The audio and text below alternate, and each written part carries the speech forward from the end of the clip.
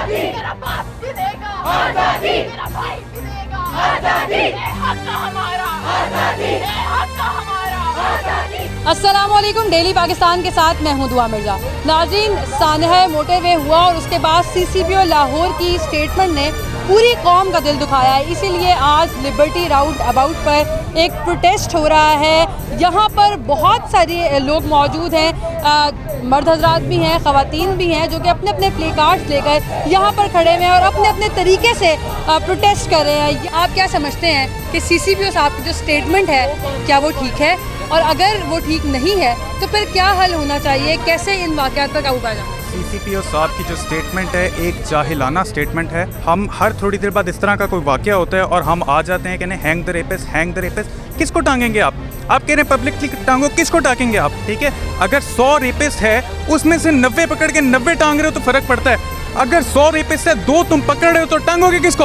और उसके बाद कह रहे हो हैंग द रेपिस्ट। ठीक है, CCPO खड़ा होके कह रहे हैं हमारी बच्ची निकली क्यों सड़क पे? आप किसको टांगोगे? वो CCPO को टांगो, उसके बाद कहना hang the rapist. Hang the rapist हम कह देंगे, उसके बाद हमारी जिम्मेदारी खत्म। भाई, तुम्हारी पुलिस फोर्स के अंदर ये कल्चर है कि हमारी बेटी अगर घर के बाहर निकल रही है तो निकल क्यों रही है, इसको तो किसी के साथ नहीं निकलना था, तो फिर किसको टांगोगे तुम? जो ये मैं बात कर रहा हूँ, declare it a national security issue. National security जिसमें नाम आता है ना हमारा, चाहे वो सड़क के खड्डे क्यों ना बनाने हो, नेशनल सिक्योरिटी डाल दो, उसको फंड्स भी मिलेंगे, उसको अटेंशन भी मिलेगी, उसको सारा कुछ मिलेगा। इसको क्यों नहीं मिलेगा? हमारी 50% पॉपुलेशन सड़क पे नहीं जा सकती, इसको टेंशन भी नहीं दे रहे तुम लोग, और इसके बाद कोई वाक़या होते हैं आगे कहते हो हैंग द रेपिस्ट। हमारी वजह से इस एहतजाज में एंकर पर्सन मंसूर अली खान भी यहाँ पर पहुँचे हैं इज़हार यकजहती के लिए। सर बताइएगा, क्या आप भी सिस्टम से उतना ही मायूस हैं जितना ये तमाम लोग? क्या आप भी CCPO की स्टेटमेंट से उतना ही आपका दिल दुखा है जितना ये सारे लोग कह रहे हैं? क्या मैं अगर इस वक्त बाहर हूँ तो क्या मैं महफूज हूँ, या 12:30 बजे अगर मैं बाहर जाऊँगी तो मैं गैर महफूज हो जाऊँगी? CCPO साहब की जो स्टेटमेंट थी ना, वो इस बात की अक्कासी करती है कि हम बतौर मुआशरा किस हद तक पस्ती में गिर चुके हैं। आप मेरी बहनों की तरह हैं, जिस खातून के साथ ये वाक़या पेश आया वो भी मेरी बहनों की तरह हैं। अगर एक मिनट के लिए सोचिए कि आपके घर के अंदर किसी औरत के साथ ये वाक़या हो और उसके बाद CCPO सामने खड़ा होकर ये कहे कि जी औरत की ये गलती है कि वो बहुत जल्दी निकल गई या इस जगह से नहीं जाना चाहिए था, तो कितना गुस्सा चढ़ता है इंसान को। मैं सिर्फ यही सोच के जो है मैं यहाँ पर आया हूँ कि एक पुलिस वाले ने ये कह किस तरह दिया। अफसोस इस बात का है कि उसको डिफेंड करने के लिए और भी लोग आके लाइन में खड़े हो गए कि नहीं जी नहीं, वो उनका ये मतलब नहीं था, वो कुछ और कहना चाहते थे। ये हमारे सिस्टम की एक बहुत बदबूदार किस्म की गंदगी है जिसको ख़त्म करने की ज़रूरत है, और मेरे ख्याल में उसका पहला कदम यही होगा कि आप CCPO जो है वो उनको वहाँ से चेंज करें। आप बेशक किसी और कॉम्पिटेंट बंदे को ले आएँ, हम ये नहीं कहते कि किसी ऐसे शख्स को ला के खड़ा कर दें जिसको हम कहें। हुकूमत ही चेंज करें, हुकूमत का राइट है ये, लेकिन एहसास तो करें इस बात का। मेरे ख्याल में बतौर मुआशरा हमसे गलती ये हो रही है कि शायद हम लोग अपने मुआशरे के अंदर एक औरत की इज़्ज़त करवाना सीख ही नहीं सके हैं। हमें इसके लिए बहुत कुछ करने की ज़रूरत है। मुआशरे के अंदर मुख्तलिफ सेगमेंट ऑफ सोसाइटी हैं जो हर तरीके से अपने सजेशंस देती हैं, सबकी सुने, किसी को इग्नोर मत करें, सबकी सुने, लेकिन उसके बाद कम से कम एक कोड ऑफ कंडक्ट तो बनाएं। एक बच्चा जो क्लास 5 में है, क्लास 6 में है, उसको ये सिखाएं तो सही कि औरत की इज़्ज़त करनी किस तरह है।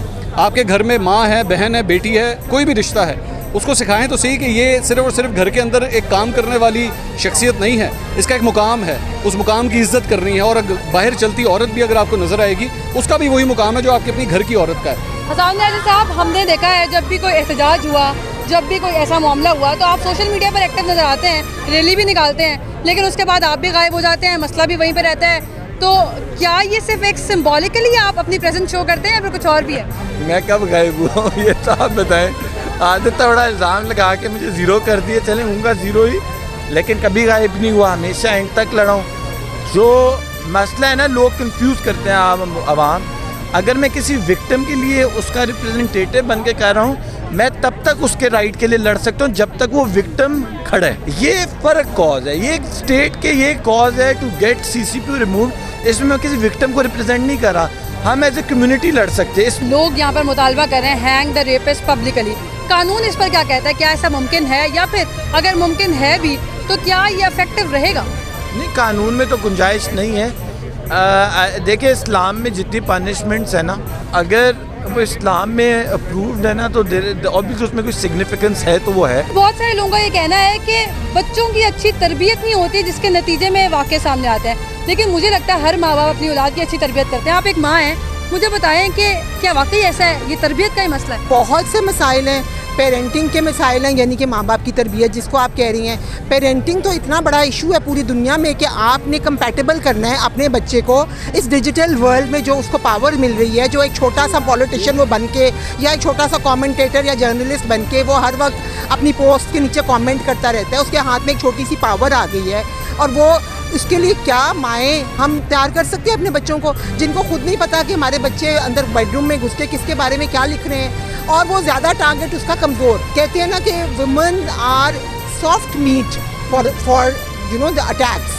हम औरतें जो हैं वो हमेशा से इसलिए सॉफ्ट टारगेट रही हैं क्योंकि रिएक्शन से इसलिए डरती हैं हमारी ही बदनामी होगी, ये चक्कर, और इसलिए वो सॉफ्ट टारगेट हमेशा से रहा है। गाली कभी आदमी को, औरत को आदमी को देते सुना आपने? औरतें भी औरत की गाली, मर्द भी औरतें कम देती हैं, लेकिन देती हैं तो मुंह से वही निकलता है। तो ये देखें, ये सारा कुछ चेंज होने वाला है और सबको इस पे बात करनी चाहिए। सबसे पहले बच्चों के साथ, अपनी फ्रेंड्स के साथ, अपने नेबर्स के साथ, अपने माँ बाप के साथ, अपने दादा दादी के साथ बैठ के इन टॉपिक्स पे बात करें कि ये इश्यूज कहाँ से उठते हैं। आप जब बाहर निकलती हैं इस उम्र में भी आपको हरासमेंट का सामना होता है, आपको इनसिक्योरिटी फील होती है? देखिए, हम लोग तो प्रिविलेज्ड लोग हैं ना, हम लोग गाड़ियों में बैठ के पहुंच जाते हैं। वो खातून भी गाड़ी में थी। ये तो एक्सीडेंट्स होते हैं, एलीट में भी होते हैं, अपर क्लास में भी होते हैं, मिडिल में भी होते हैं, लोअर में भी होते हैं, लेकिन लोअर क्लास की औरत को समझा जाता है कि ये हमारे लिए फ्री है, ये नौकरानी है, ये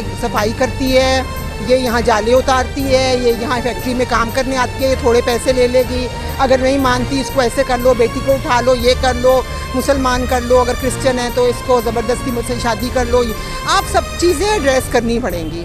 it's not a small thing. ये एक मर्द हैं और इन्होंने अपने प्ले कार्ड पे लिखा हुआ है protect your daughters, teach your sons. आप एक लड़के होकर यही कह रहे हैं कि मर्द गलत है, तो ये हमने कम देखा है। क्या समझते हैं आप, ऐसे वाक़यात की रोकथाम के लिए क्या किया जा सकता है? ये सिर्फ एक औरत का सवाल नहीं है, ये उन तमाम औरतों का सवाल है जो रोड पर चलती हैं, बाहर निकलती हैं रोज़। मैंने अपने प्ले कार्ड पे जिस तरह लिखा हुआ है कि सिर्फ हम एहतजाज कर लेंगे, 2 लोगों को फांसी पे चढ़ा देंगे, उससे माशरा चेंज नहीं होगा। उनको सज़ा ज़रूर होनी चाहिए, लेकिन मैं उसके साथ ये ज़रूर कहूँगा कि जहाँ आप बात करते हैं औरतों को बचाने की, औरतों को प्रोटेक्ट करने की, आप अपने जो बच्चे हैं, जो लड़के हैं, उनको एजुकेट करें। माओं का यहाँ पे बहुत ज़्यादा रोल है, पेरेंट्स का बहुत ज़्यादा रोल है। जब तक माशरे में तालीम आम नहीं करेंगे, आप अपने रूरल एरियाज़ में तालीम को आम नहीं करेंगे, एजुकेशन को आम नहीं करेंगे, लोगों को पता नहीं होगा कि गुड टच क्या है, बैड टच क्या है। एहतजाज चल रहा है, यहाँ पर एक अंकल मौजूद है जिन्होंने हाथ में एक प्ले कार्ड पकड़ा हुआ है, इस पर लिखा हुआ है hang the rapist, we need justice. लेकिन साथ साथ अंकल, इतनी टेंशन वाला माहौल है और आप सिट्टा खा रहे हैं। जी, मुझे इसी टेंशन की वजह से मेरा ब्लड प्रेशर लो हो गया है। मेरी बेगम अगर थोड़े फासले पे बैठी सिट्टा खा रही है और हम दोनों ये सोच रहे हैं कि इस मुल्क में क्या हो रहा है। कल हम यहाँ पे हमारी बहनें, बच्चियाँ, बेटियाँ सब आज़ादी से फिरते थे और आज हमें ये सोचना पड़ेगा कि हमें जब बाहर निकले गए तो हमने बच्चियों को किस रास्ते से बताना है और ये बताना है कि वो कहाँ से जाएं, कहाँ से सेफ है।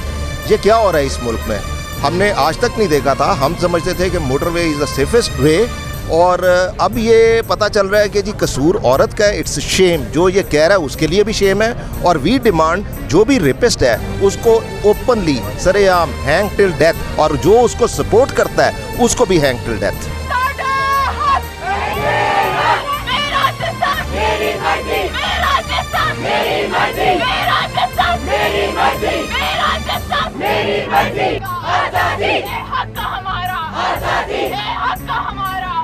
मेरा भाई भी देगा, मेरा बाप भी